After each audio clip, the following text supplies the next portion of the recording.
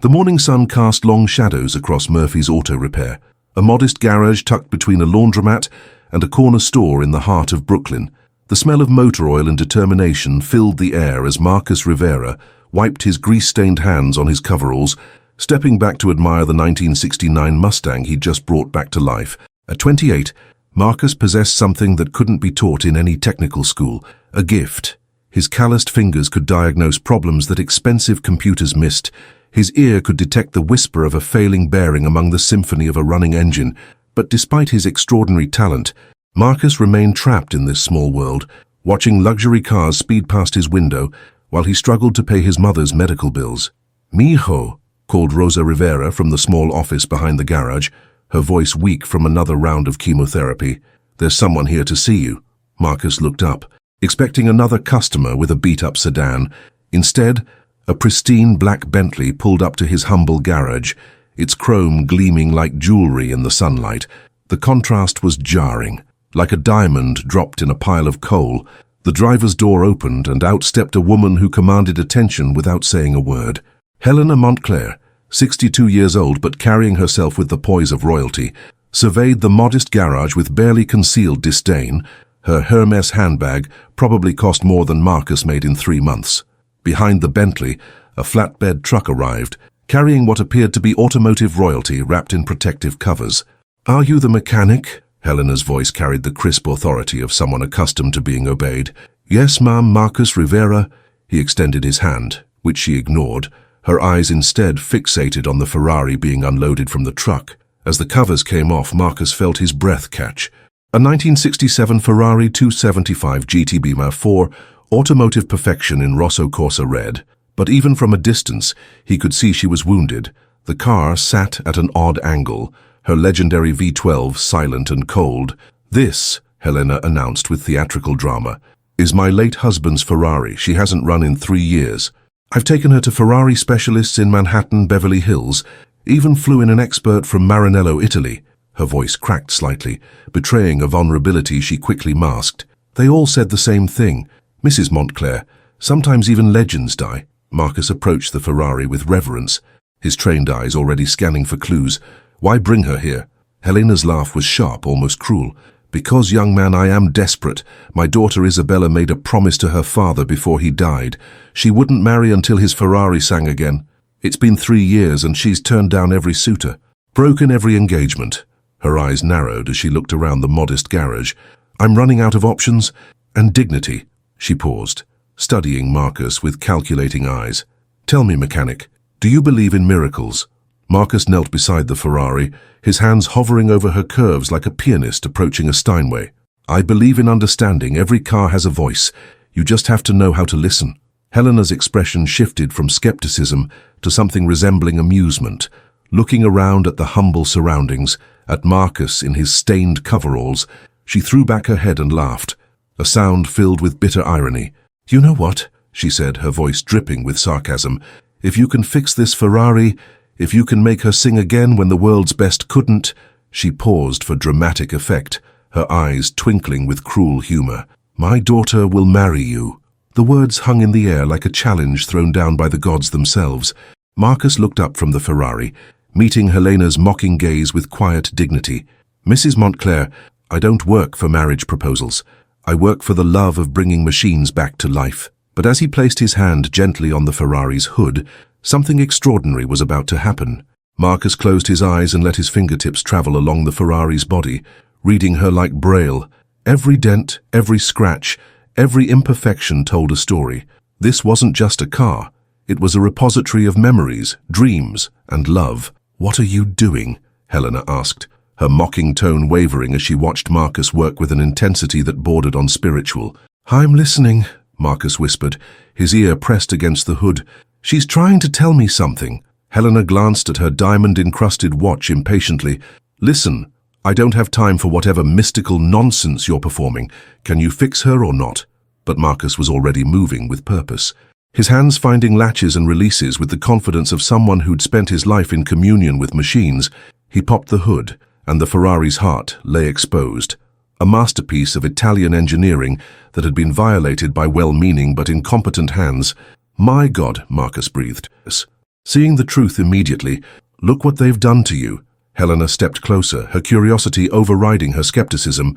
"What do you see?" "They replaced the wrong parts," Marcus said, his voice heavy with sadness and anger. "This isn't a 275 GTB4 engine block. This is from a 330 GT. Similar, but the compression ratios are completely different. It's like putting a lion's heart in a cheetah's body." He continued his examination, his hands moving with surgical precision. "And here, they've rewired the electrical system with modern components that can't communicate with the original EQ. No wonder she won't start. Her brain and her heart are speaking different languages." Helena's expression had changed from mockery to fascination. "The specialist from Italy, he charged me $50,000 and said it couldn't be done." "He lied to protect his reputation," Marcus said simply. "Sometimes admitting you don't understand something is harder than taking the money." Marcus stood up, wiping his hands on a clean rag. For the first time since Helena's arrival, he looked directly into her eyes. "Mrs. Montclair, I can fix her, but I need you to understand something.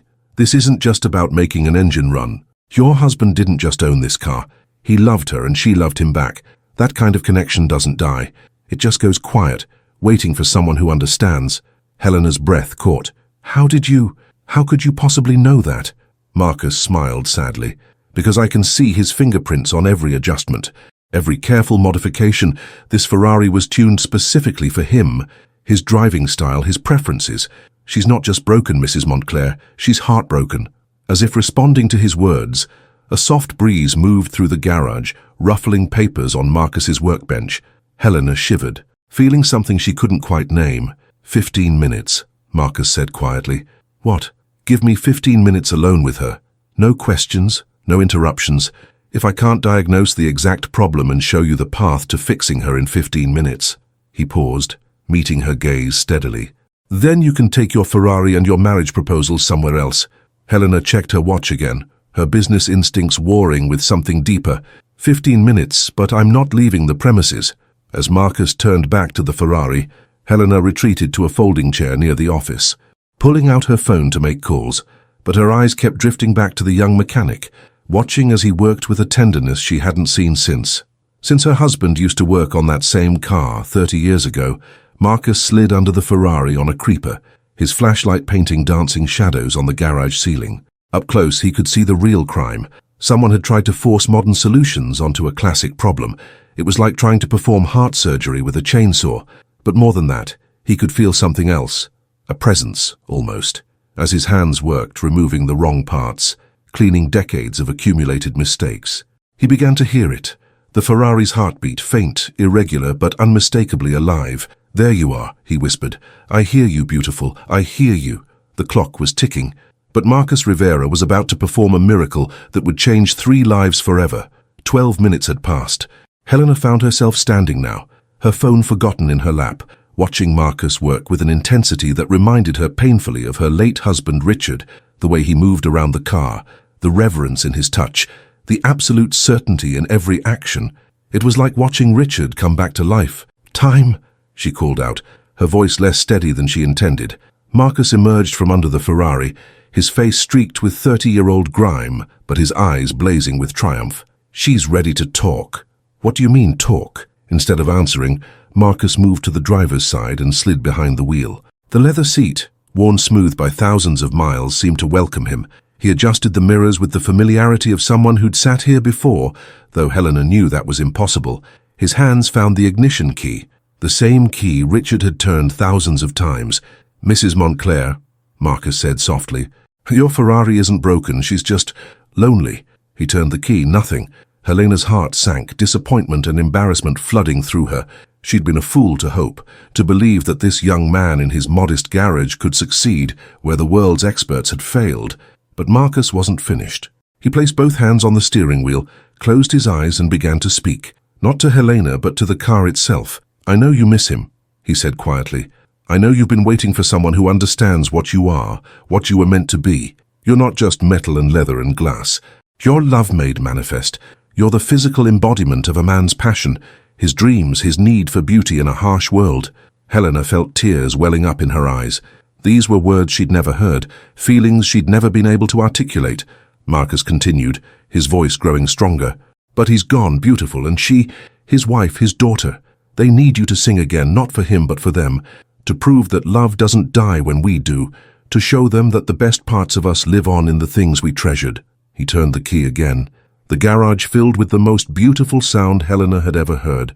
The deep, throaty growl of a perfectly tuned Ferrari V12 engine coming to life after 3 years of silence. But it was more than just an engine running. It was music. It was poetry.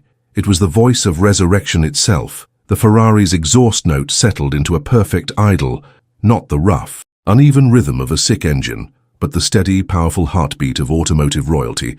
The sound echoed off the garage walls, creating a symphony that made Helena's soul vibrate in harmony. Marcus revved the engine gently, and the Ferrari responded like a thoroughbred, eager for the racetrack. Each blip of the throttle produced a crescendo that spoke of unlimited power barely contained. Helena stood frozen, tears streaming down her face. It was Richard's Ferrari again, not just running, but singing. With the voice she remembered from 30 years of marriage, Marcus shut off the engine, and the sudden silence felt like a held breath. "How?" Helena whispered. Marcus climbed out of the driver's seat, his expression humble, despite having just performed what could only be called a miracle. She was never broken, Mrs. Montclair. The wrong parts, the bad wiring, those were symptoms. Not the disease. The disease was heartbreak. She needed someone to remind her why she was built, what she was meant to do. Helena approached the Ferrari with trembling hands, touching the hood as if it might dissolve under her fingers. "This is impossible," she breathed. "No, ma'am," Marcus said gently. "This is love." The sound of expensive heels on concrete made them both turn. A young woman had entered the garage, tall, elegant, with her father's eyes and her mother's determined chin, Isabella Montclair, 26 years old and carrying herself with the poise of someone who'd grown up in boardrooms and charity galas. "Mother," Isabella's voice carried confusion and something that might have been hope. I thought I heard." Marcus turned the key one more time, and the Ferrari roared to life, her voice filling the garage with pure automotive poetry. Isabella's composure cracked like thin ice. She pressed her hand to her mouth, her eyes wide with wonder and pain and joy all mixed together. "Daddy's car," she whispered. "She's singing again." As the three of them stood in the humble garage, listening to the Ferrari's perfect symphony, none of them could have predicted how this moment would change all their lives forever. But in the corner of the garage, an old photograph tucked behind Marcus's toolbox showed a young man working on a Ferrari, a photograph that would soon turn their world upside down. Isabella walked slowly toward the Ferrari, each step careful and deliberate, as if she were approaching a sleeping giant she didn't want to wake. The sound of the engine was hypnotic, exactly as she remembered from childhood rides with her father. "Turn it off," she said suddenly, her voice sharp with unexpected pain. Marcus immediately complied, and the garage fell into heavy silence. Isabella's hands shook as she touched the steering wheel, where her father's hands had rested thousands of times. "I haven't heard her voice in 3 years. I'd almost forgotten." "Isabella," Helena said gently, "this young man has done what no one else could do. He's brought Daddy's Ferrari back to life." But Isabella's attention was fixed entirely on Marcus now, studying his face with an intensity that made him uncomfortable. "What did you say your name was?" "Marcus Rivera, miss." "Rivera," she repeated slowly as if tasting the syllables. "That name, it sounds familiar." Helena noticed her daughter's strange reaction. "Isabella, what's wrong?" Instead of answering, Isabella began walking around the garage, her eyes searching. She paused at Marcus's workbench, scanning the tools, the photographs, the personal touches that made this space his own. Then she saw it, tucked behind a toolbox, yellowed with age and partly obscured by shop rags, was a photograph. Isabella pulled it free with trembling fingers. The picture showed a young man, maybe 25, working on a Ferrari in what looked like a much newer, more expensive garage. The man had Marcus's build, Marcus's hands, even Marcus's focused expression, but it wasn't Marcus. "Mother," Isabella's voice was barely a whisper. "Look at this." Helena took the photograph and the color drained from her face. That's impossible." Marcus looked over their shoulders at the image, confusion written across his features. "I've never seen that picture before in my life." "That's my father," Isabella said quietly, her eyes moving between the photograph and Marcus's face, working on his Ferrari 30 years ago. "And you—" She studied Marcus with new intensity. "You look exactly like him."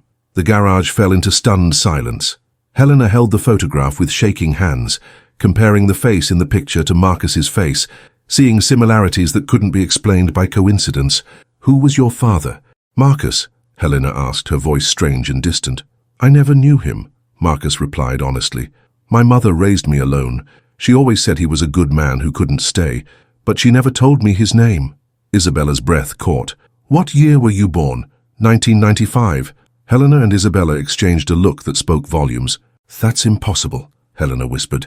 "Richard died in 2020. We were married for 35 years. He would never have."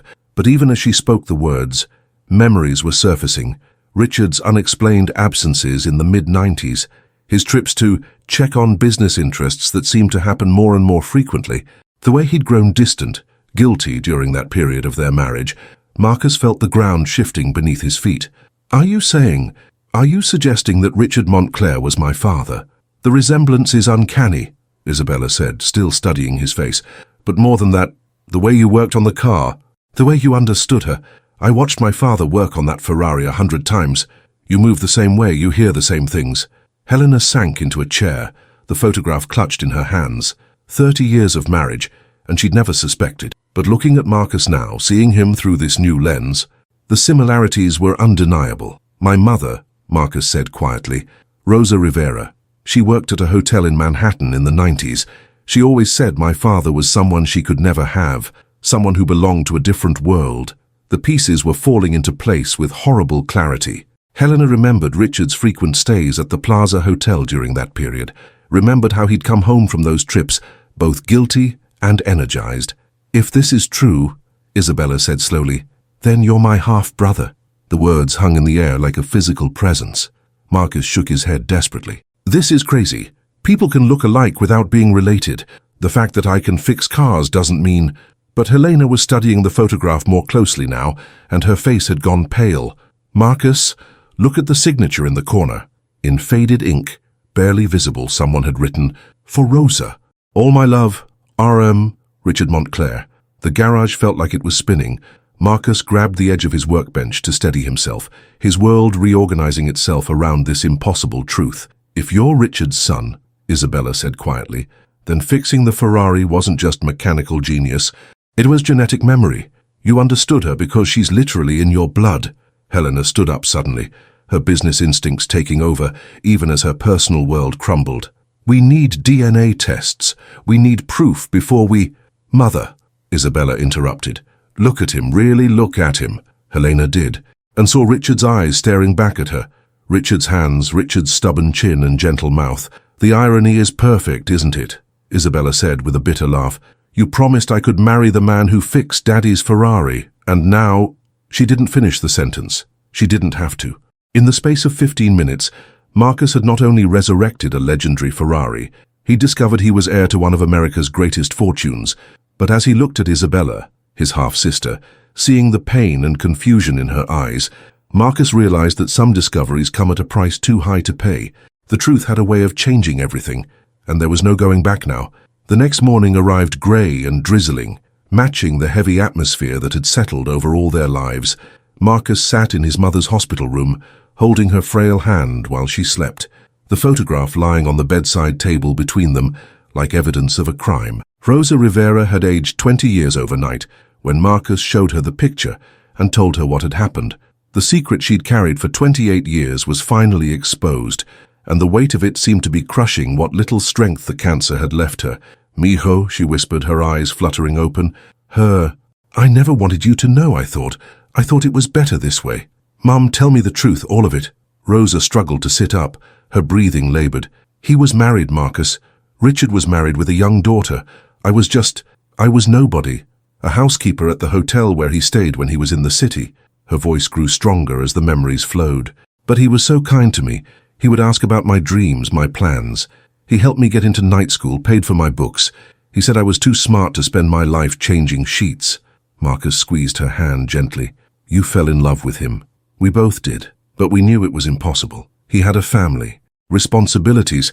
I had nothing to offer but my heart." Rosa's eyes filled with tears. "When I found out I was pregnant, I disappeared. I quit the hotel, moved to Brooklyn, never told him. He never knew about me. I wrote him one letter, years later, just to let him know he had a son, that you were healthy and happy. I never asked for anything. She reached for a drawer in the bedside table with shaking hands. He wrote back once. Rosa pulled out an envelope, yellowed with age. Inside was a cashier's check for $50,000 and a note in Richard's handwriting. Rosa, I cannot be the father he deserves, but I can ensure he has opportunities I cannot give him directly. Please use this for his education and future. I will love you both from a distance. Marcus stared at the check. Never cashed, preserved like a prayer. You never used the money. I was too proud, too afraid. I wanted to give you a life that was ours. Not his charity, Rosa coughed weakly. But I saved every penny I could, worked 3 jobs to put you through technical school. I wanted you to have skills that no one could take away. The irony wasn't lost on either of them. Those skills had led Marcus directly back to his father's world. A soft knock on the hospital room door interrupted them. Isabella stood in the doorway, looking uncertain and out of place in the sterile environment. She wore jeans and a simple sweater instead of her usual designer clothes, but somehow she still looked like royalty. I'm sorry to intrude, she said quietly, but I needed to meet her, to meet the woman who stole your father, Rosa finished, her voice gentle but direct. Isabella stepped into the room, her composure carefully maintained. I came here angry, ready to hate you, but looking at you now. She studied Rosa's face, seeing the same strength and dignity that Marcus carried. I think I understand why he loved you, Rosa smiled sadly. Rosa, I never meant to hurt his family. We tried so hard to stay away from each other, but some connections are stronger than good intentions. Mother sent me to offer you money, Isabella said bluntly. Medical bills, a better hospital, whatever you need. She thinks everything can be fixed with enough zeros on a check, Marcus bristled. We don't need— Yes, you do, Isabella interrupted, but her tone was gentle. And more than that, you deserve it. If you're Richard's son, and I believe you are, then you're entitled to know who your father really was. She sat down in the chair beside Rosa's bed, suddenly looking very young despite her poise. He was a good man, Marcus, flawed obviously, but good. He built our company from nothing, employed thousands of people, gave millions to charity. But he was also lonely in his marriage to my mother.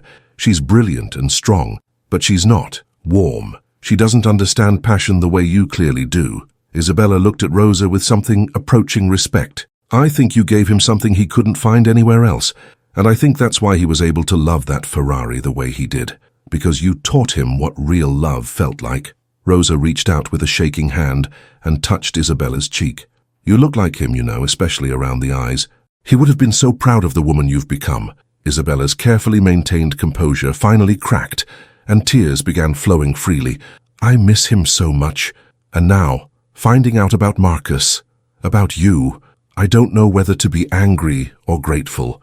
Be grateful, Rosa said firmly. Life is too short for anger. I spent 28 years angry at myself for falling in love with someone I couldn't have. Don't waste your life the same way. Marcus watched his half-sister cry, feeling a protectiveness he hadn't expected. Despite everything, despite the complexity of their situation, he could see that Isabella was as lost as he was. Isabella, he said quietly, what happens now, I mean, with your mother's proposal? Isabella laughed through her tears, the sound bitter and sweet at the same time. You mean the part where she promised I'd marry whoever could fix the Ferrari? The cosmic joke of it all. She wiped her eyes and looked directly at Marcus. The marriage promise was always symbolic. Daddy made me swear I wouldn't settle for someone who couldn't appreciate the things he loved.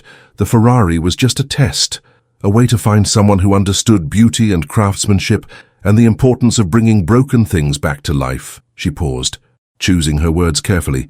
You passed the test, Marcus, but not in the way any of us expected. Outside the hospital room window, the rain was getting heavier, drumming against the glass like impatient fingers. Each drop seemed to carry the weight of secrets, lies, and truths that had waited decades to surface.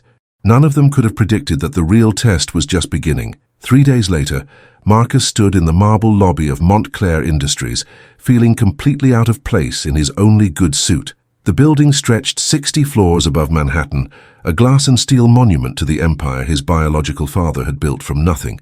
Isabella had insisted on this meeting. Despite Helena's obvious reservations, the DNA test results rushed through private labs had confirmed what their hearts already knew. Marcus Rivera was Richard Montclair's son, legitimate heir to a fortune worth $900 million, Mr. Rivera. A crisp voice interrupted his gawking at the opulent surroundings. Mrs. Montclair will see you now. The elevator ride to the 60th floor felt like ascending to heaven, or perhaps to judgment. Marcus's reflection in the polished doors showed a young man trying desperately to look like he belonged in a world of corporate power and inherited wealth. Helena's office was larger than Marcus's entire garage. With floor-to-ceiling windows offering a view of Manhattan that made him dizzy, Helena sat behind a desk that looked like it had been carved from a single piece of mahogany, every inch the commanding CEO who doubled her late husband's fortune in the 5 years since his death. "Sit down, Marcus," she said, her tone businesslike but not unkind. Isabella was there too, standing by the windows with her arms crossed, looking like she'd rather be anywhere else. "I want to be clear about something," Helena began without preamble. "DNA doesn't make you family. Shared genetics don't erase 28 years of absence." Marcus nodded. "I understand. I didn't come here looking for a handout, Mrs. Montclair. I have a life, a business, responsibilities." "Your mother," Helena said, and Marcus was surprised to hear genuine concern in her voice. "How is she?" "Dying," Marcus replied simply. "The cancer is spreading faster than the treatments can fight it. Maybe weeks, maybe months." Helena's expression softened almost imperceptibly. "Richard would have wanted her to have the best care available. She won't take charity." "It's not charity, it's—" Helena paused, struggling with words that didn't come naturally to her. "It's an apology for the pain this family caused her, for the secrets that should have been truths." Isabella spoke up from the windows. "Marcus, there's something else you need to know about the company, about your father's will." Marcus felt a chill of premonition. "What about it?" Helena opened a leather folder on her desk, revealing legal documents that looked as complex as they were important. "When Richard died, he left specific instructions about unexpected heirs. He was always paranoid about having illegitimate children surface after his death, trying to claim inheritance." She pushed the documents toward Marcus. "Any biological child of Richard Montclair, proven by DNA, is entitled to a 20% stake in Montclair Industries. That's approximately $180 million, Marcus." The number hit Marcus like a physical blow. He stared at the legal documents without really seeing them, his mind unable to process such an incomprehensible sum. "But there's a catch," Isabella added, moving away from the windows to stand beside her mother. "The inheritance comes with conditions. The heir must be actively involved in running the company for a minimum of 5 years. No silent partnerships, no absentee ownership." Marcus looked up from the documents, understanding dawning in his eyes. "You want me to leave my life, my mother, my garage, and become a corporate executive? We want you to become who your father intended you to be," Helena said firmly. "Richard built this company as a legacy for his children. That includes you, whether I like it or not." The room fell into tense silence. Outside the windows, Manhattan hummed with the energy of millions of people pursuing their dreams. Most of them unaware that fortunes could change with a simple DNA test and a 30-year-old photograph. "I need to think about this," Marcus said finally. "Of course," Helena replied, "but understand that refusing the inheritance means walking away from $180 million, money that could save your mother's life, could give you opportunities you've never dreamed of." Isabella sat down across from Marcus, her expression more open than her mother's. "There's something else, Marcus. Something Mother isn't telling you." Helena shot her daughter a warning look, but Isabella ignored it. "The company is in trouble," Isabella continued. "Not financially, but spiritually. We've become so focused on profit margins and shareholder value that we've lost sight of what Daddy really built this for. We need someone who understands craftsmanship, who cares about bringing broken things back to life." She gestured toward the windows. "Toward the city beyond. We own 12 different manufacturing companies, Marcus, machine shops, precision tooling, aerospace components, all of them founded by craftsmen like you, then absorbed into our corporate structure and sanitized." Marcus began to understand. "You don't just want my inheritance shares, you need my skills." "Exactly," Isabella said, ignoring her mother's disapproving stare. "The board of directors sees you as a threat, a wild card who might disrupt their carefully planned strategies. But I hope, you might be exactly what this company needs to remember its soul." Helena stood up abruptly, clearly uncomfortable with the direction of the conversation. "Isabella, that's enough corporate philosophy for one day." But Marcus was already thinking, the gears of his mind turning as surely as any machine he'd ever repaired. "If I accept the inheritance, what would my role be?" "Executive Vice President of Manufacturing Operations," Helena replied. You'd oversee quality control, innovation, and craftsmanship across all our industrial holdings. I'd want to bring my own people, Marcus said slowly. Mechanics and machinists I trust, people who understand that good work is its own reward. Isabella smiled for the first time since he'd arrived. Daddy would have loved that. As Marcus rode the elevator back down to street level, his mind was spinning with possibilities and fears in equal measure. He thought about his mother in her hospital bed, about the modest garage that had been his whole world, about the Ferrari that had started this incredible chain of events. But most of all, he thought about responsibility, the weight of carrying on a legacy he'd never known he possessed. The elevator doors opened, revealing the marble lobby and the Manhattan street beyond. Marcus stepped out, knowing that whatever decision he made would change his life forever. Behind him, 60 floors above, Isabella and Helena watched through the office windows as he disappeared into the crowd. "Do you think he'll take it?" Isabella asked. Helena's expression was unreadable. "He's Richard's son," she said quietly. "For better or worse, he'll do what he thinks is right." Neither of them could have predicted just how right and how dangerous Marcus's sense of duty would prove to be. Marcus didn't go home after leaving Montclair Industries. Instead, he found himself walking the streets of Manhattan, trying to process everything that had happened. The city seemed different now, not the intimidating metropolis that had always represented everything he couldn't have, but a place where his father had walked, dreamed, and built an empire. His phone buzzed with a text from Isabella. "Meet me at Pier 17, come alone." South Street Seaport was quieter in the late afternoon, the tourist crowds thinning as office workers began their commute home. Marcus found Isabella sitting on a bench overlooking the East River, still wearing her business attire but looking somehow more human than she had in the corporate tower. "I needed to get out of that building," she said as he sat down beside her. "Sometimes I feel like it's suffocating me." "It's not what I expected," Marcus admitted. "Your mother, she's not exactly the evil stepmother I'd imagined." Isabella laughed, but there was no humor in the sound. "She's protecting the company, protecting our family's legacy. She sees you as either a threat or a tool, nothing personal in between." They sat in comfortable silence for a moment, watching boats navigate the river channel, two children from different worlds, connected by blood and tragedy, and the strange magnetism of a Ferrari. "Tell me about him," Marcus said quietly. "About our father." Isabella's expression softened. "He was complicated, brilliant in business, passionate about beautiful things, but carrying guilt that he never talked about. Now I understand why." She pulled out her phone and showed Marcus a photo. Richard Montclair standing beside the Ferrari, his hand resting on the hood with obvious affection. He used to say that car was the only thing in his life that was purely his own. Not the company's, not the family's, just his, a space where he could be himself without compromise. Isabella paused. "Isabella, I think your mother was the same thing for him." Marcus studied the photo, seeing himself in his father's stance, his expression, the way he touched the car. "Isabella, there's something I need to ask you about the inheritance, about the company." He turned to face her directly. "What aren't you telling me?" Isabella had been waiting for this question. "The board of directors is planning a vote of no confidence against Mother. They want to remove her as CEO and install their own puppet leadership. Why? Because she's been blocking their attempts to break up the company. They want to sell off the manufacturing divisions, liquidate the craftsmanship businesses, and focus entirely on financial services and real estate, because there's more money in speculation than in actually making things," Marcus said bitterly. "Exactly. They see our manufacturing companies as outdated, inefficient. They don't understand that some things are worth preserving beyond their profit margins." Marcus felt pieces of a larger puzzle clicking into place. "And my inheritance votes would give Mother enough support to fight them off.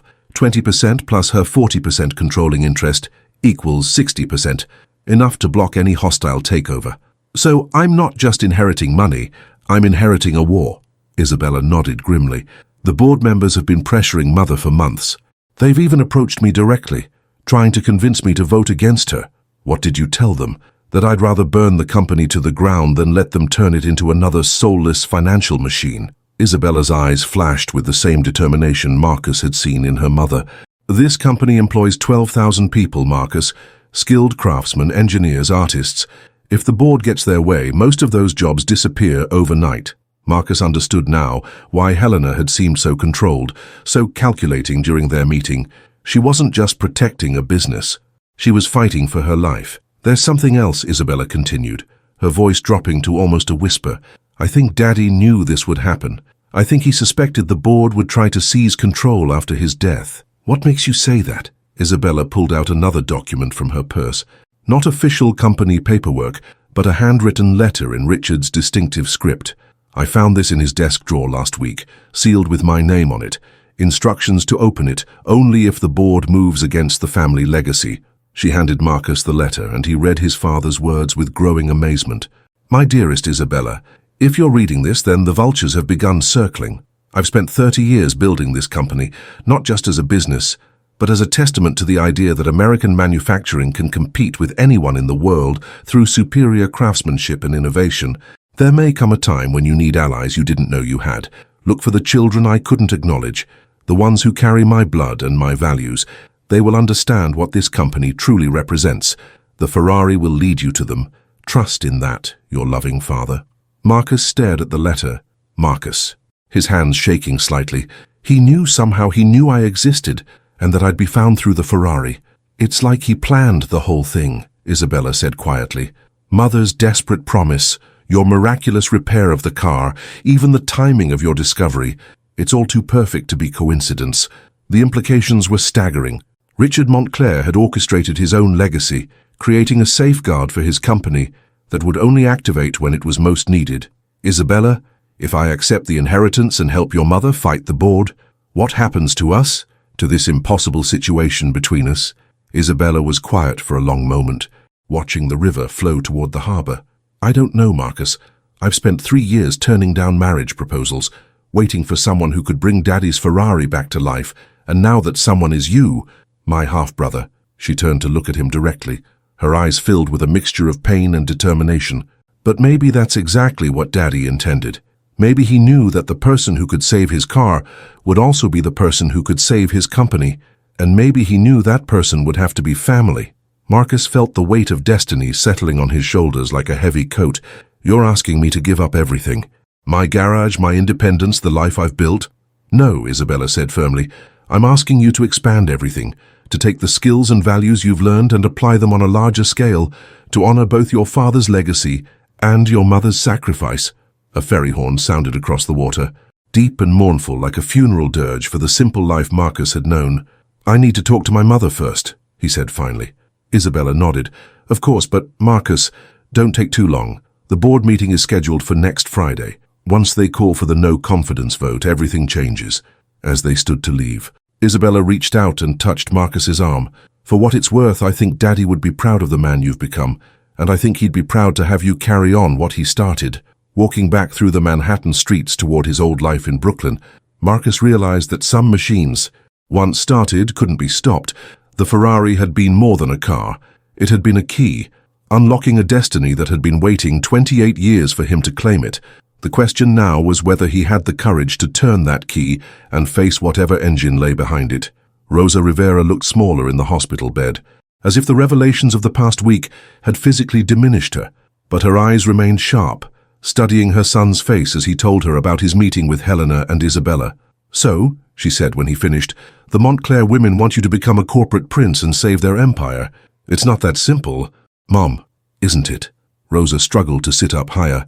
Mijo, I've been poor my entire life. I know what money can and cannot do. This inheritance, it could give you everything I couldn't. Marcus pulled his chair closer to the bed. Mom, tell me honestly, do you regret not telling him about me? Do you regret keeping us apart? Rosa was quiet for a long time, her fingers tracing patterns on the hospital blanket. Every day for 28 years, she said finally, but not for the reasons you might think. What do you mean? I regret that you never got to know your father, never got to see the man he really was. But I don't regret protecting you from his world. Rosa's voice grew stronger. Richard lived in a cage of expectations and obligations, Marcus. Golden bars are still bars. She reached for his hand. But now you have a choice he never had. You can enter that world as an adult. With your own values already formed, you can be the bridge between his vision and your integrity. Marcus squeezed her hand gently. What if I can't? What if I take the inheritance and just become another corporate suit who's forgotten where he came from? Rosa smiled, the expression transforming her tired face. Look at me, son. Really look. Marcus did, seeing past the illness to the woman who had raised him alone, who had worked 3 jobs to pay for his education, who had instilled in him the values that made him who he was. "You fixed a Ferrari that the world's experts said was hopeless," Rosa said quietly. "You brought something beautiful back to life when everyone else had given up. That's who you are, Marcus. Someone who sees potential where others see failure." She paused. Gathering her strength, "The Montclair company is just a bigger Ferrari, broken by people who didn't understand what it was meant to be. Maybe it needs someone with golden hands to bring it back to life." A knock on the hospital room door interrupted them. Isabella entered looking apologetic but determined. "I'm sorry to intrude," she said, "but something's happened. The board moved up their meeting to tomorrow morning. They're forcing the no-confidence vote." Marcus stood up, feeling the pressure of compressed time. "Why the rush?" "They found out about you, about the inheritance." Isabella's expression was grim. "Someone leaked the DNA test results to the financial press. The story breaks tomorrow morning. Secret heir threatens Montclair empire." Rosa watched this exchange with growing understanding. "They're trying to force your hand before you're ready." "Exactly," Isabella confirmed. "If Marcus doesn't formally accept the inheritance and show up at the board meeting tomorrow, they'll push through the vote while Mother only has 40% support." Marcus felt the walls closing in around him. "And if I do accept, then you walk into a room full of corporate sharks who see you as an existential threat to their plans." Isabella sat down, suddenly looking exhausted.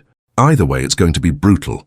Rosa struggled to sit up further, her voice gaining the authority that had guided Marcus through every important decision of his life. "Isabella, tell me honestly, what do you think your father would want Marcus to do?" Isabella met the older woman's eyes directly. "I think he'd want Marcus to save the company if he could, but more than that, I think he'd want Marcus to stay true to himself in the process."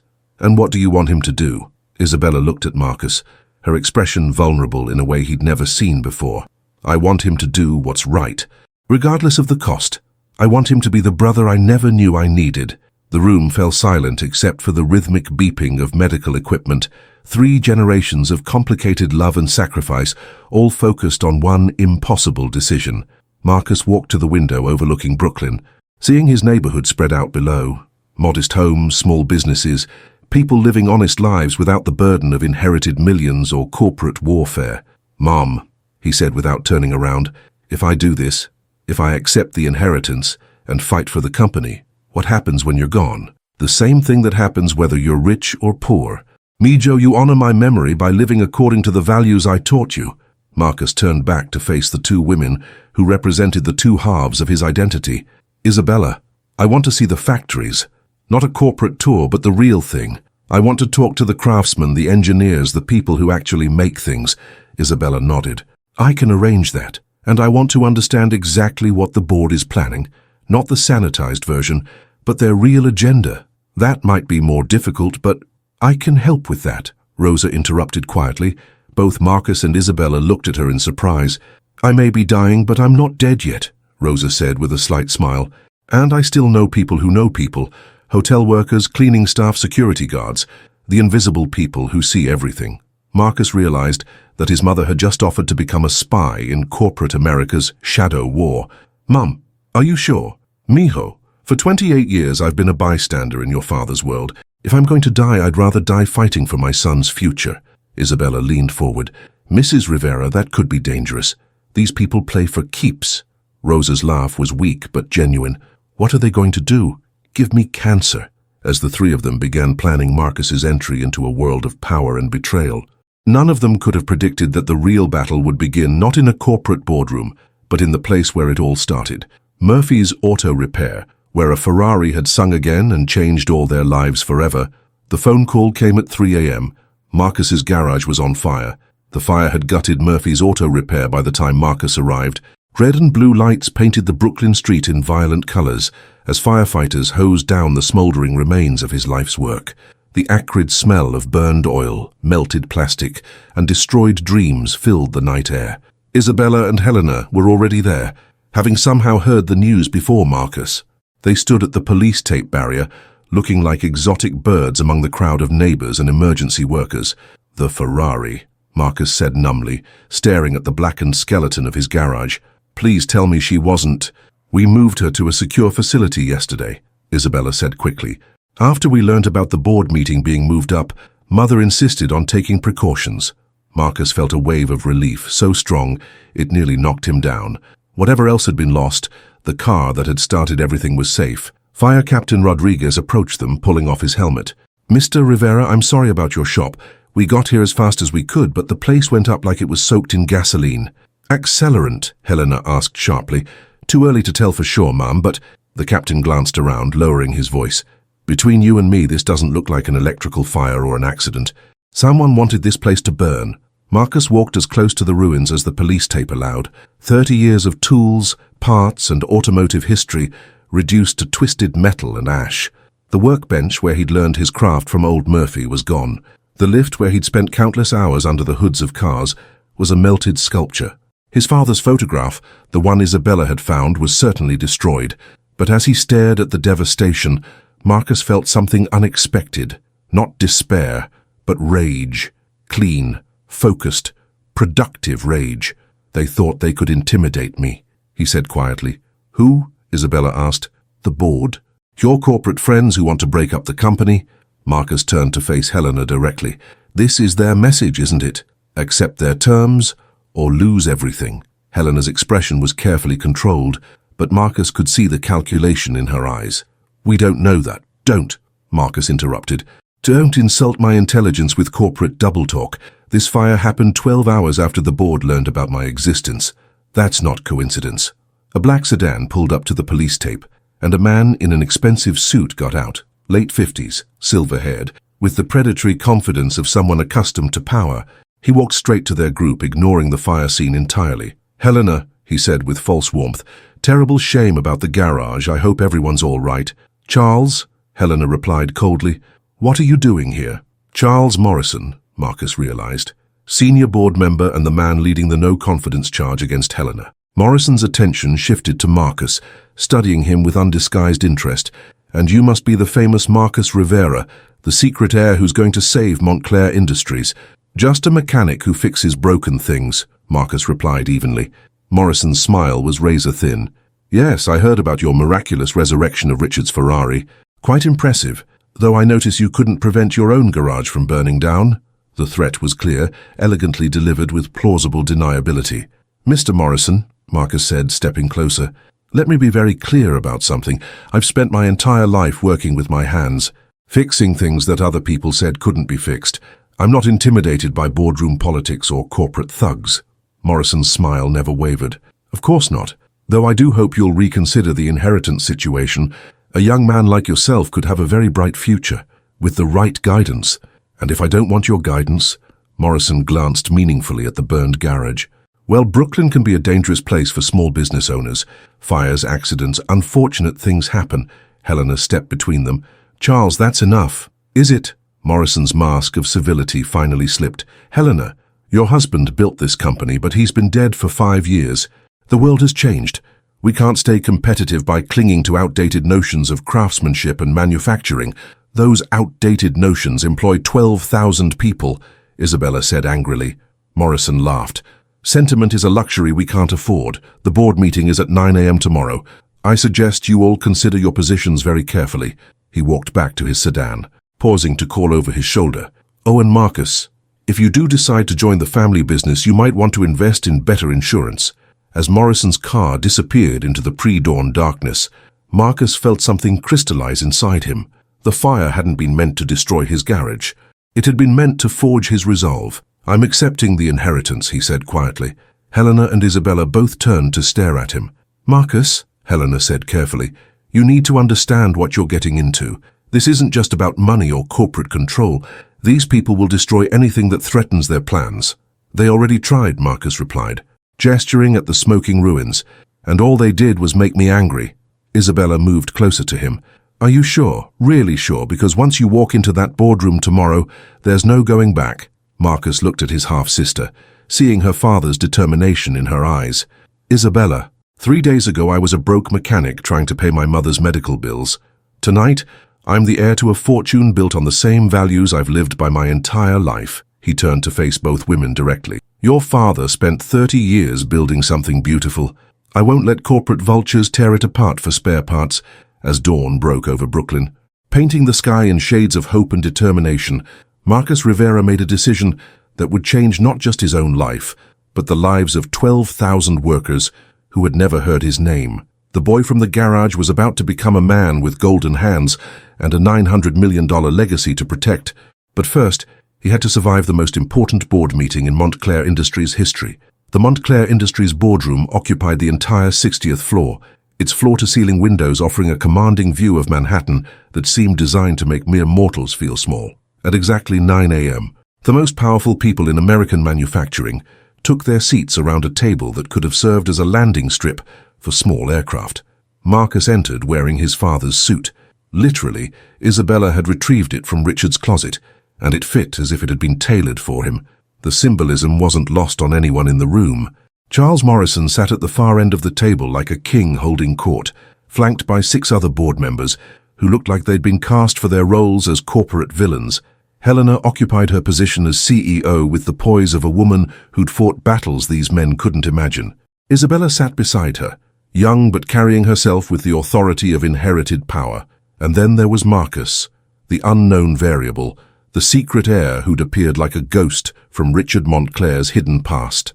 "Gentlemen, ladies," Morrison began with theatrical formality, "we're here to address the future of Montclair Industries. Specifically, whether current leadership is equipped to guide this company into the 21st century." He gestured toward a stack of documents. "Our financial consultants have prepared a comprehensive analysis showing that our manufacturing divisions are underperforming compared to industry standards. We're spending too much on quality control, too much on employee benefits, too much on sentiment." Helena's voice cut through the corporate speak like a blade. "Charles, those underperforming divisions generate 40% of our revenue and employ 3/4 of our workforce. Inefficiently," Morrison countered. "We could outsource production to overseas facilities and cut costs by 60%. While destroying 12,000 American jobs," Isabella added coldly. Morrison's smile was patronizing. "Isabella, I understand your emotional attachment to your father's legacy, but business is about profits. Not feelings, is it?" The voice that spoke was Marcus's, quiet but carrying the authority of absolute certainty. "Because from where I sit, gentlemen, this company was built on something much more valuable than quarterly earnings." He stood up, moving away from the table to the windows overlooking the city. "Last week I was a mechanic in Brooklyn. I fixed things that other people said couldn't be fixed. I took pride in my work not because it made me rich, but because it made things better."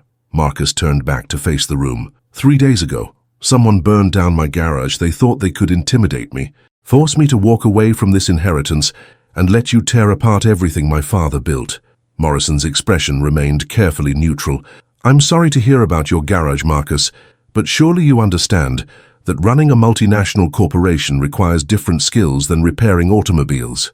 "Does it?" Marcus walked back to the table, his hands resting on the polished surface. "Because it seems to me that both jobs are about the same thing, taking something that's broken and making it work better." He pulled out a folder that Isabella had prepared for him. "I spent yesterday touring our manufacturing facilities, not the sanitized executive tours, but the real thing. I talked to machinists, engineers, quality control specialists, people whose names you don't know but whose work keeps this company running." Marcus opened the folder, revealing photographs and production statistics. "At our aerospace components facility in Ohio, I met a 60-year-old tool and die maker named Rodriguez. He's been with the company for 35 years. He showed me turbine blades he'd machined to tolerances, measured in millionths of an inch.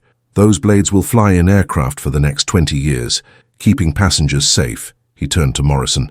"What's the profit margin on human life?" "Charles," Morrison's composure cracked slightly, "you're being emotional." "Am I?" Marcus's voice grew stronger. "At our precision manufacturing plant in Michigan, I watched a team of engineers solve a metallurgy problem that's been stumping the industry for 5 years. They developed a new alloy that's 30% stronger and 20% lighter than anything currently available." Marcus placed a metal sample on the table. "This innovation could revolutionize everything from automotive safety to space exploration.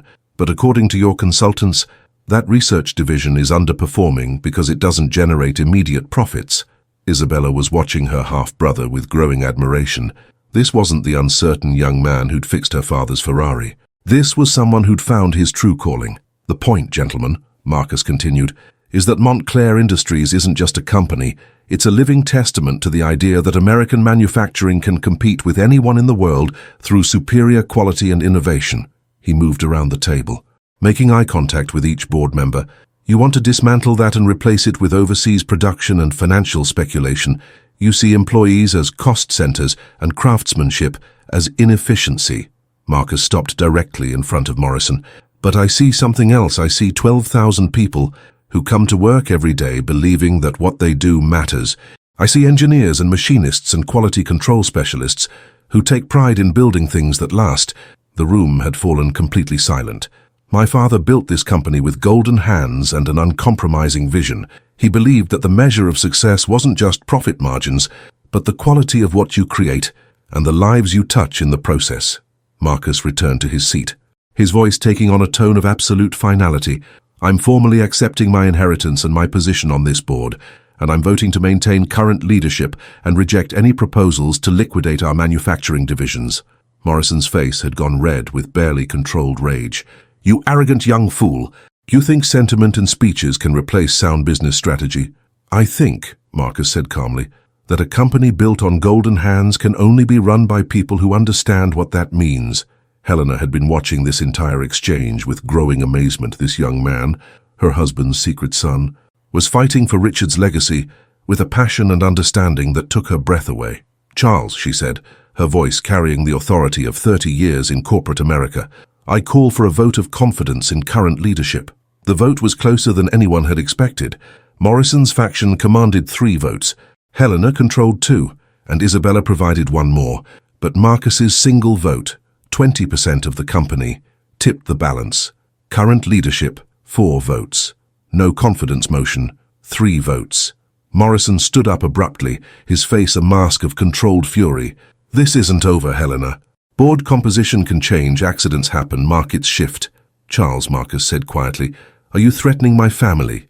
The word family hung in the air like a declaration of war. For the first time in his life, Marcus truly understood what he was fighting for. Morrison gathered his papers with sharp, angry movements. Enjoy your victory, Marcus.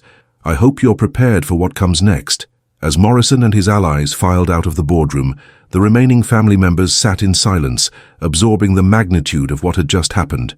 It's not over, Helena said quietly.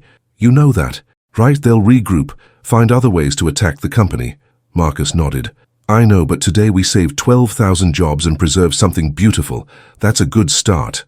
Isabella reached across the table to touch her half-brother's hand. Daddy would be so proud of you. He'd be proud of all of us, Marcus replied. We're family now. For better or worse, through the boardroom windows, Manhattan sparkled in the afternoon sun.